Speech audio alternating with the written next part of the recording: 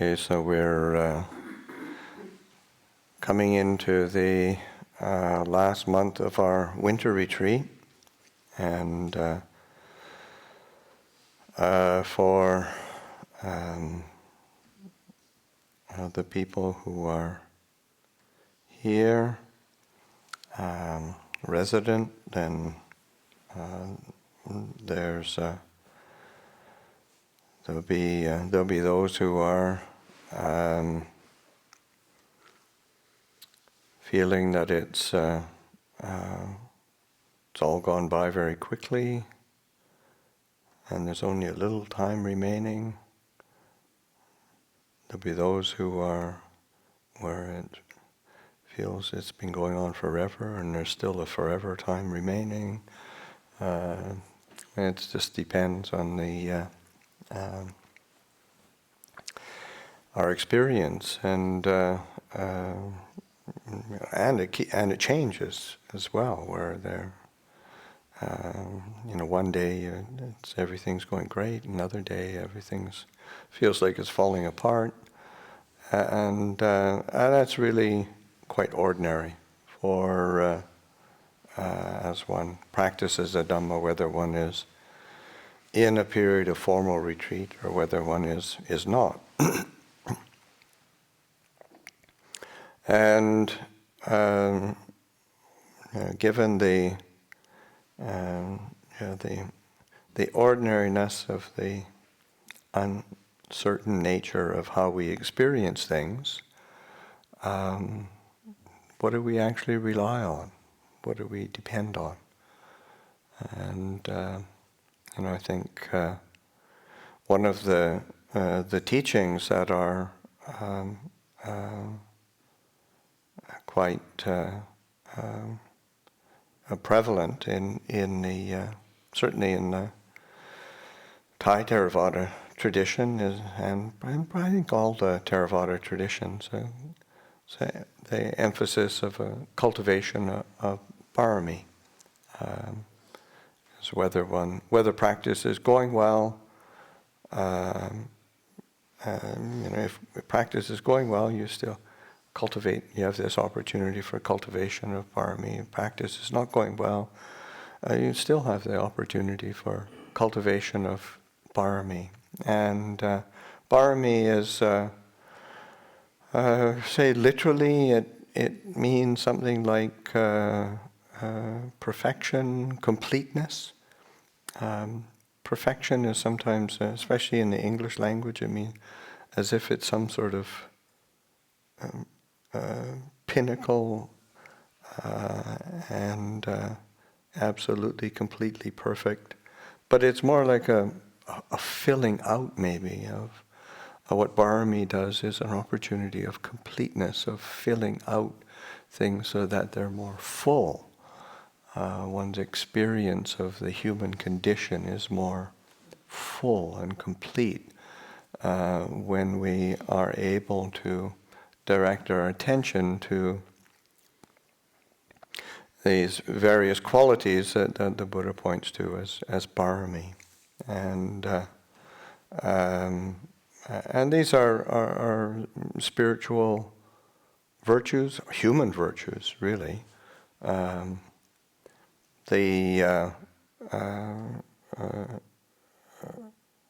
Say the quality of dana or generosity, sila or virtue,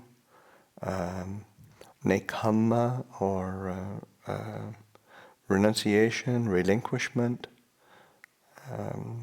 panya, wisdom, discernment, virya, effort, energy, the khanti, quality of patience or steadfastness, satya, truthfulness, adhitthana, quality of determination or resolution, metta, quality of loving kindness, and the last quality of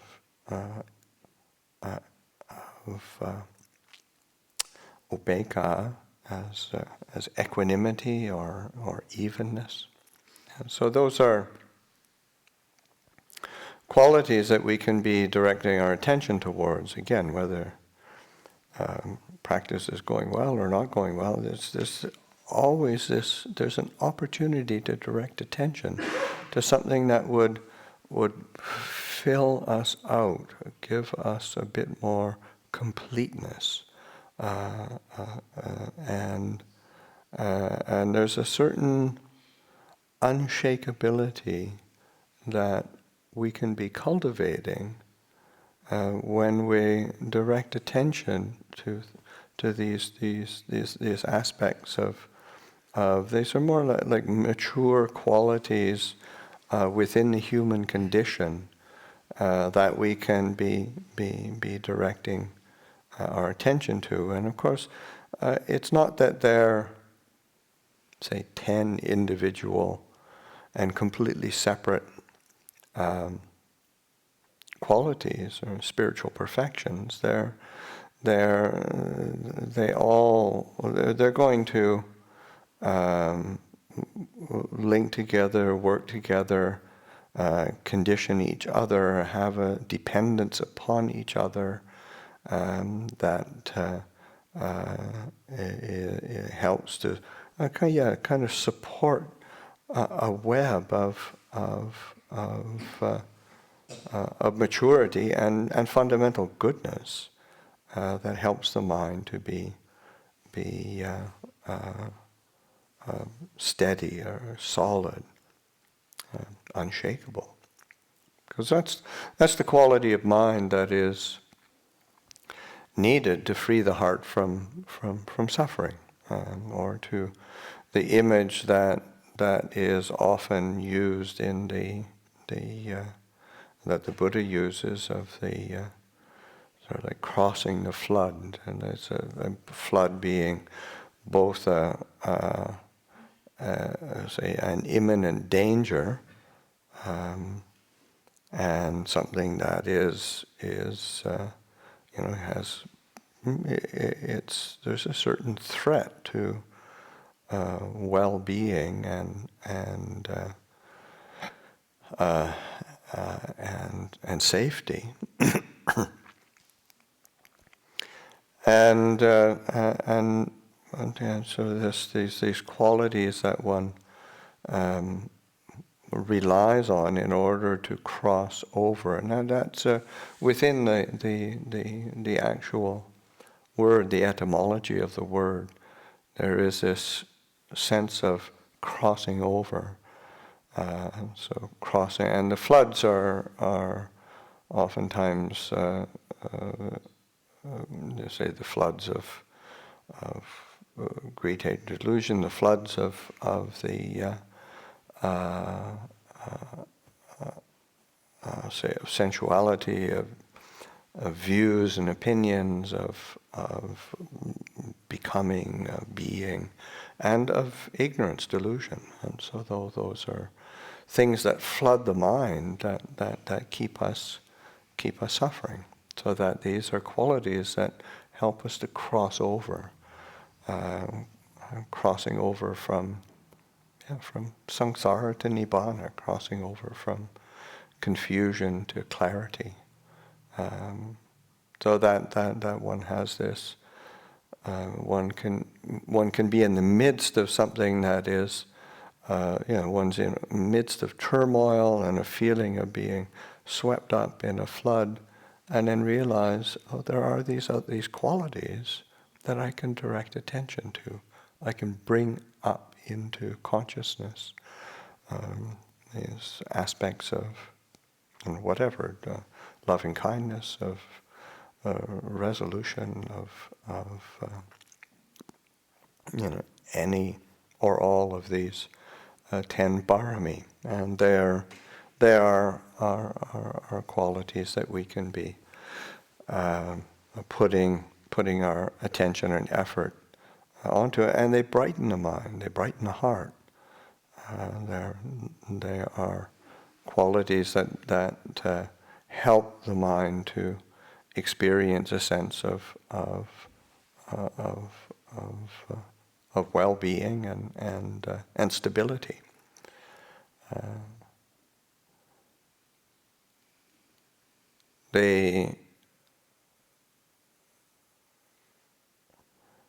One of the fundamental aspects of Buddhism is this sense, fundamental truths of impermanence, of change, and uncertainty.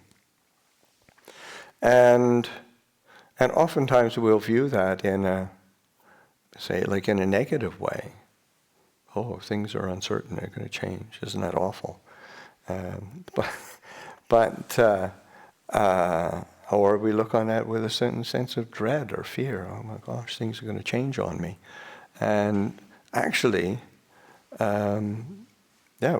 it's our good fortune that things will change, because we can change from being beings who are flooded with greed, hatred, and delusion to beings who are filled with loving kindness, with generosity, with wisdom. I mean, this is a change that we can affect, and we can direct attention in a way that brings up these extremely wholesome qualities and that are carrying us to a place of perfection, freedom from suffering. So it's and this is like in the in Tibetan tradition. There's one of the contemplations that is really emphasized a lot is the reflection on precious human life, the precious human birth. We've taken birth in the human realm, and we have this opportunity because of this. One of the inherent characteristics of our precious human birth is that we part and parcel of this human birth, that we can distinguish between happiness and suffering. We can distinguish between right and wrong. We can distinguish between good and bad. We have this opportunity, we have this capability to recognize and to change. It's just really difficult to other realms of existence. It's hard to have that same opportunity for change and for real cultivation. And so that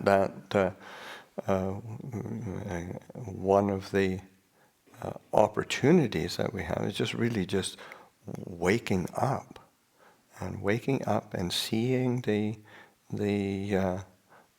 seeing the benefit in, say, generosity as opposed to stinginess or a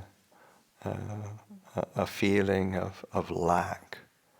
Because that's just like, well, it's one of the things that is quite natural in cultivation of generosity, is that it ennobles us rather than impoverishes us.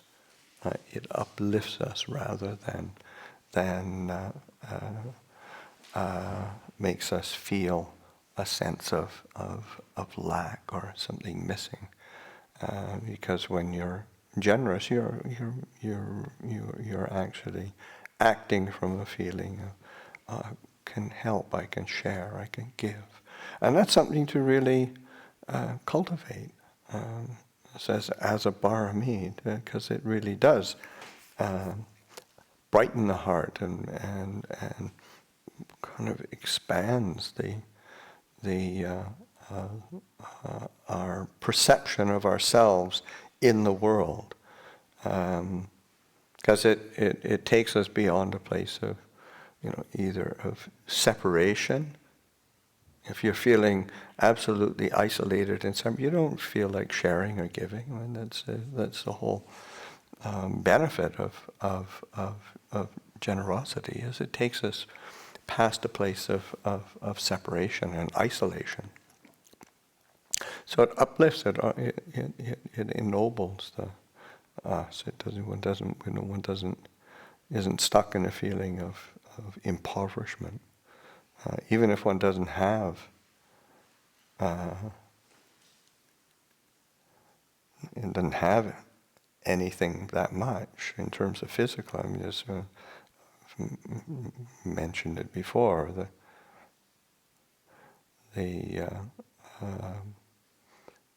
There's quite a revelation of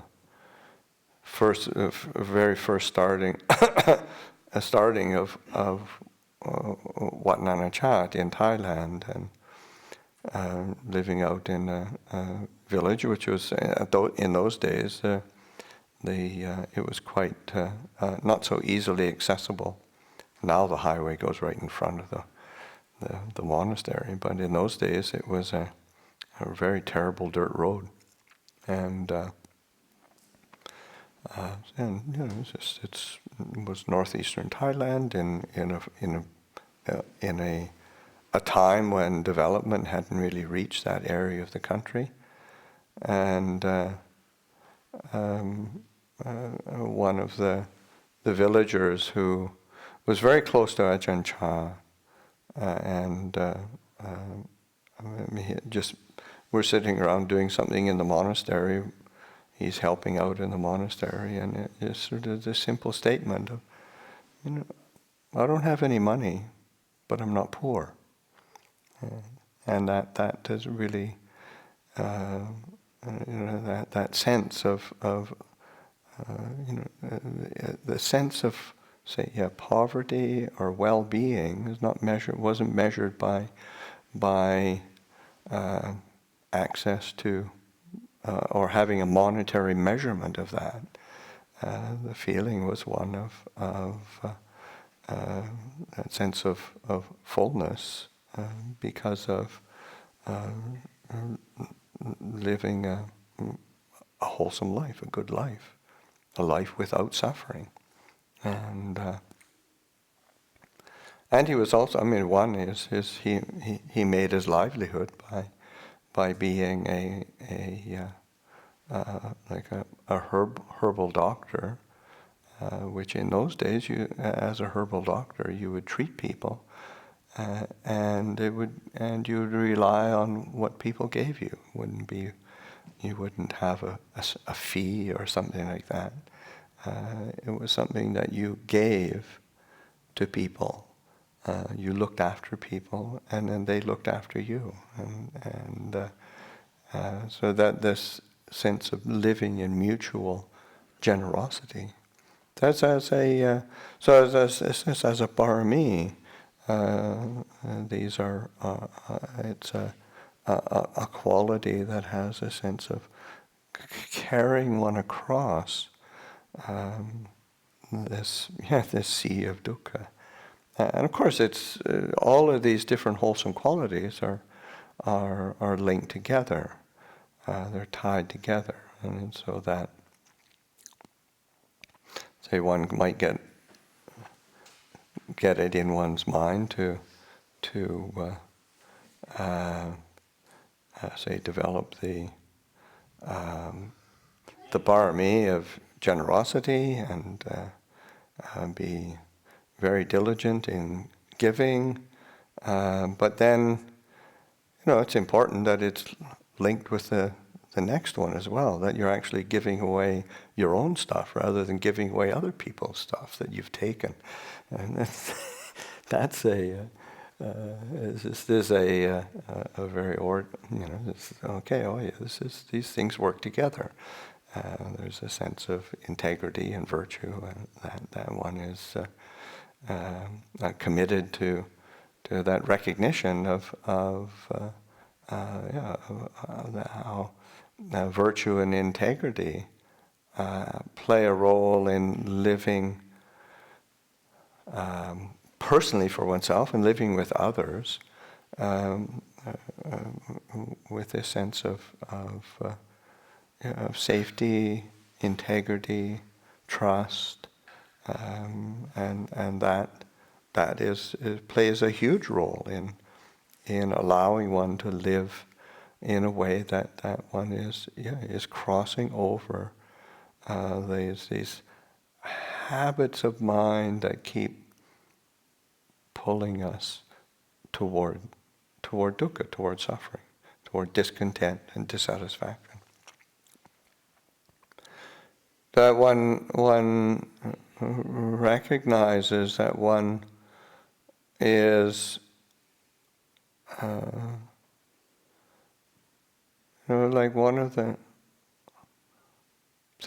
epithets of the Buddha is a knower of the worlds, and oftentimes we'll think of if we say that, a knower of the worlds, so he must know this world, sort of other worlds, other planes of existence, other all the different universes and whatnot, but the world is the world of our experience, the world of what we come into contact with in terms of sight, sound, smell, taste, touch, and our mental world that we live in. And so that when we're sort of knowing the world clearly and taking responsibility for living in the world, you realize, well, these paramis we're creating a world for ourselves to live in that is really an uplifting and beautiful world. Whereas if we live in we say allowing the mind and our conduct to be conditioned by selfishness and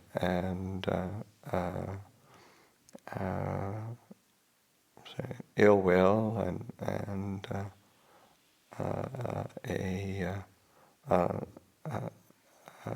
manipulation, then we live in a world of fear, and that's actually the characteristic of an animal realm. The animal realms are realms of fear, and so that's we don't have to wait for some kind of physical manifestation of a world or a plane of existence. It's experienced in this present moment, in our heart, in our mind. So that this ability to recognize that we can direct our attention through our intention, so like intention, volition, what the mind intends toward, and what we pay attention to. So that intention and attention are very important qualities within the mind that we have to focus. We recognize that we can focus our attention on. So that setting up intentions of, of patience or of resolution, of truthfulness, and those those start to create an experience, and we begin to live in a world of real clarity and well-being, and both for ourselves, but then for others as well. So this, as we put attention onto these particular qualities, these particular wholesome perfections, it's not just kind of an obsessive striving for some perfect mind state, but it's sort of realizing that we have options all the time of where we direct our attention to, where we direct our intentions towards, and we can be lifting up the mind to qualities that are really wholesome. This is, whether it's our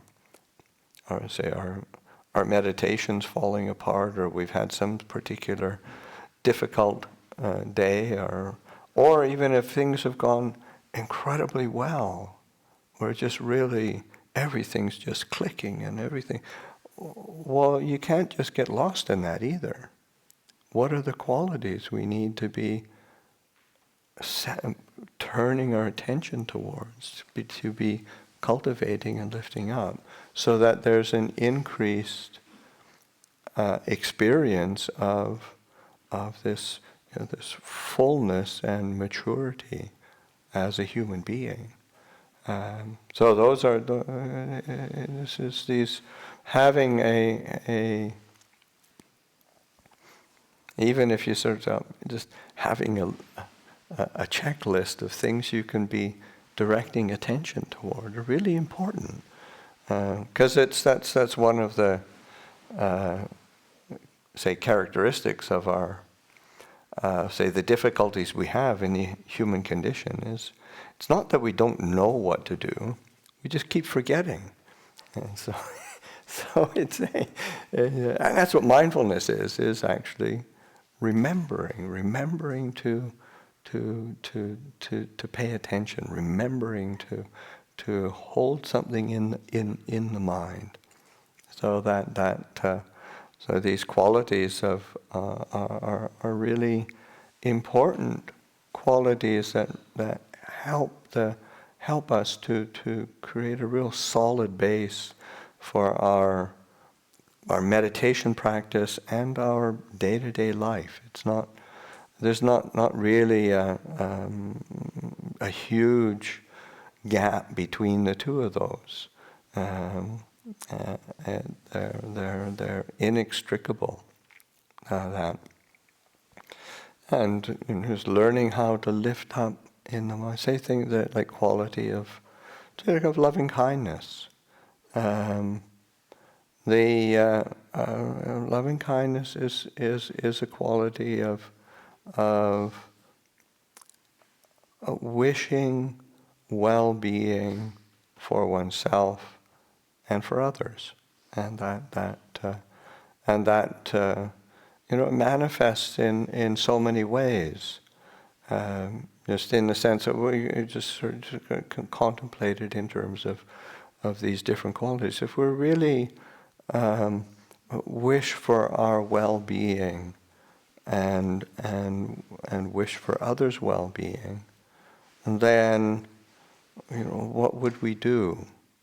Well, we'd probably be a bit more patient, probably be a bit more generous, and probably have a bit more equanimity, not so easily shaken, not so easily pulled around. I would definitely have that sense of wanting to really keep our noses clean. There's that integrity of virtue, not out of some kind of fear or some kind of idealism, but it's more like, oh no, this is really this wish for well-being relies on these other qualities to be supported, and so that directing attention, of course, and then you can pick up another from some other angle of what say using the parami of wisdom, of discernment. If we were really wise and discerning, what would we be doing? What quality would we be turning our attention towards? Then you start to say, well, these paramis are fundamental qualities that bring about a maturity of our being. So that this sense of attending to these qualities of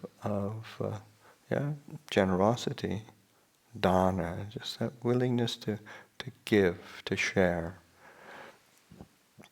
Sila, the sense of virtue, of integrity.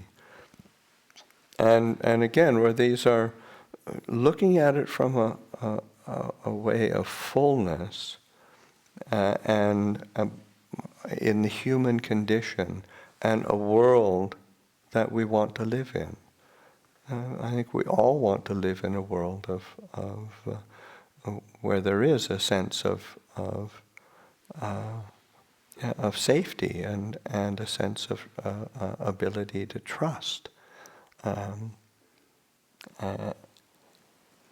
And so that virtue, integrity, renunciation, where there's a sense of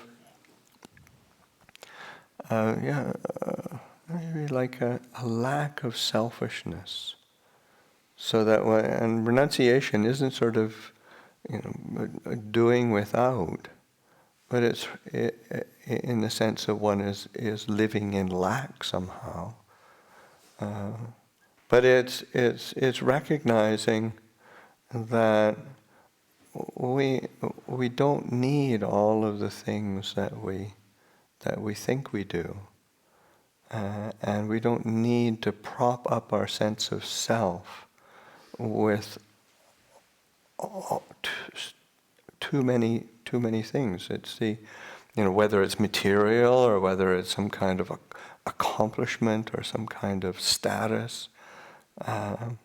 You realize, oh no, that actually our own human qualities are enough.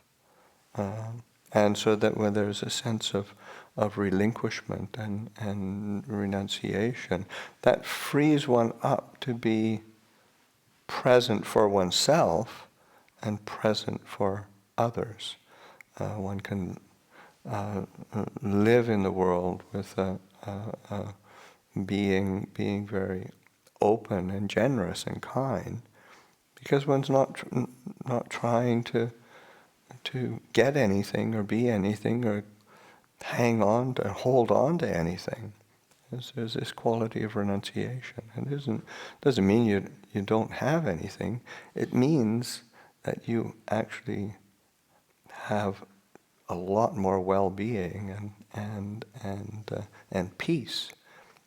So that and you think of that, especially in terms, you reflect on it in terms of a modern culture that is so much based on competition and accumulation, and that sense of renunciation just gives a tremendous amount of freedom.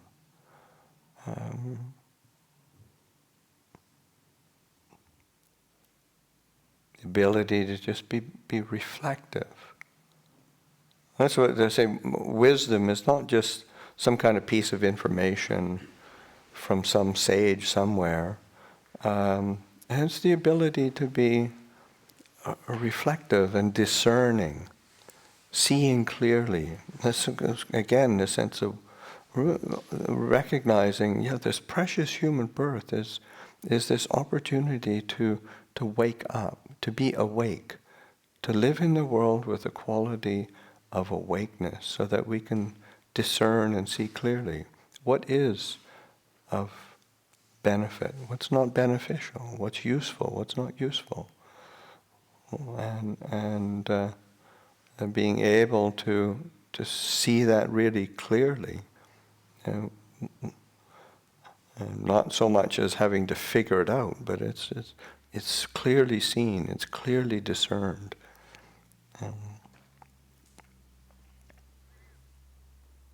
Sense of effort. This is something that the Buddha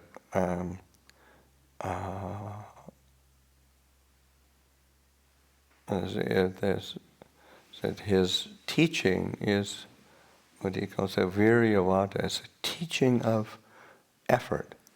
And it's not so much effort in the sense that you got to put your nose to the grindstone and really make yourself miserable. So it's like it's this because when one puts effort into something, you actually get, and when you put energy into something, you get energy back from it. It's just a really natural thing. It's like when in meditation, if we just sit and let the mind drift and wait patiently for the mind to become bright and clear, usually doesn't work. You actually have to put some effort into being mindful, being alert. It has to be right effort. It's not just frantic effort. But it's when that balance of effort is there, putting energy in the sense, then what comes back to us is there's an energizing of the whole system. Our whole being becomes energized. And that is useful. A sense of being able to live in a world where we're actually energized by the existence around us. And commitment to the patience. Patience is being, maybe steadfastness is a better way of saying that, being patient, being steady amidst whatever one's experiencing, being ready to be present with what we're experiencing. Because sometimes we think of patience as just having to grit our teeth and bear it, and that sense of being steadfast and steady. Such a sense of truthfulness, and that's both in terms of truthfulness in our interactions with our social interactions, that commitment to truthfulness, and say in the mythology of Buddhism, and the Buddha, the Jataka tales, which is like over stories of the Buddha's previous births, and the Buddha is reborn in human realms and animal realms and different existences, and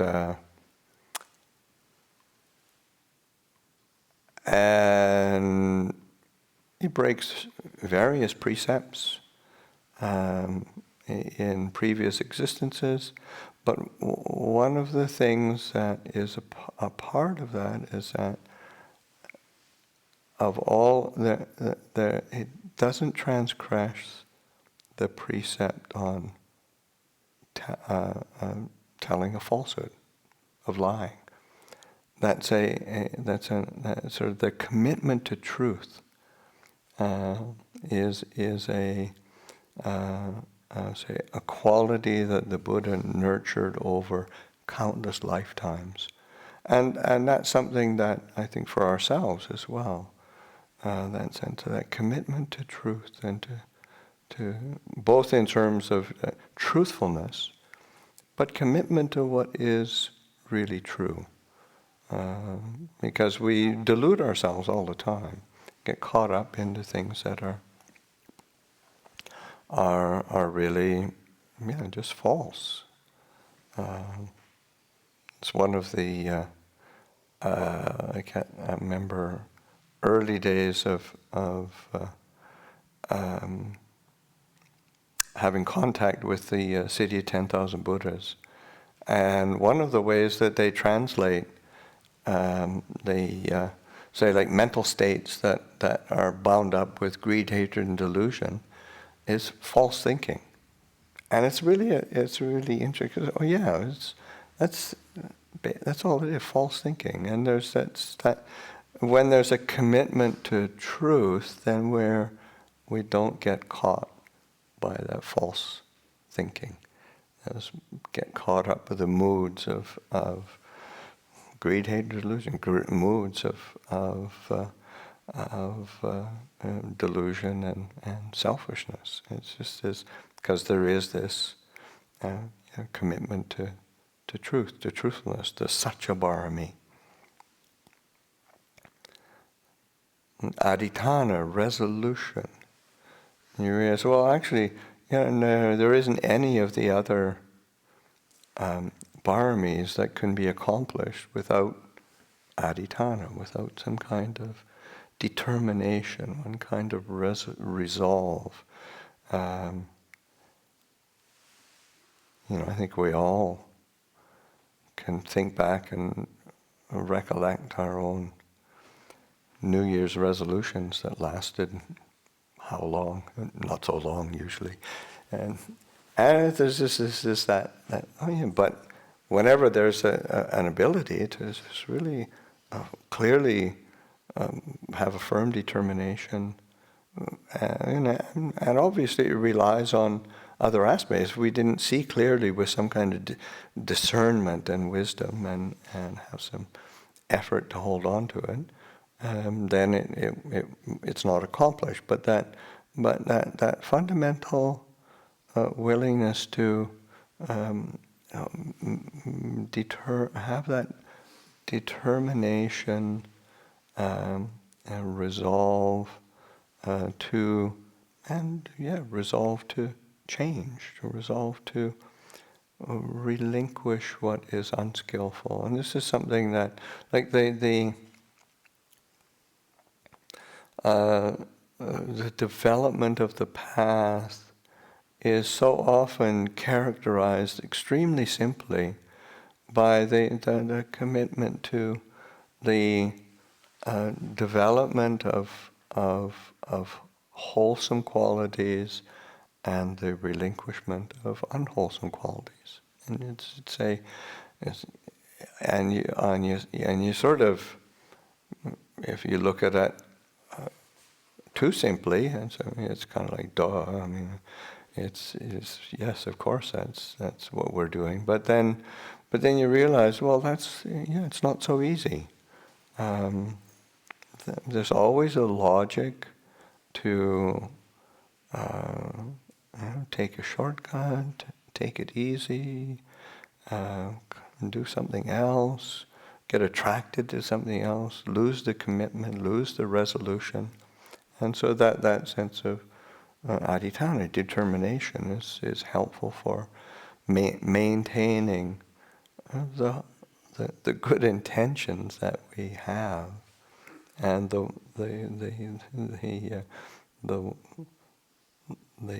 wise attention to things that are skillful.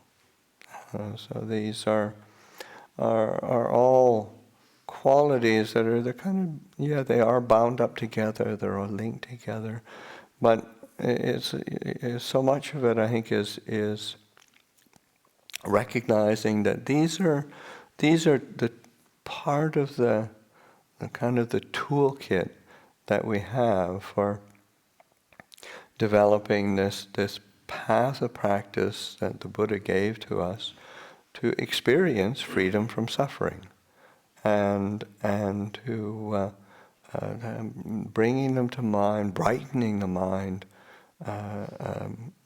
and recognizing that we can be lifting these different qualities up and relying on them for our well-being, for our happiness, and our practice to be able to sustain that practice. To offer that for reflection this afternoon.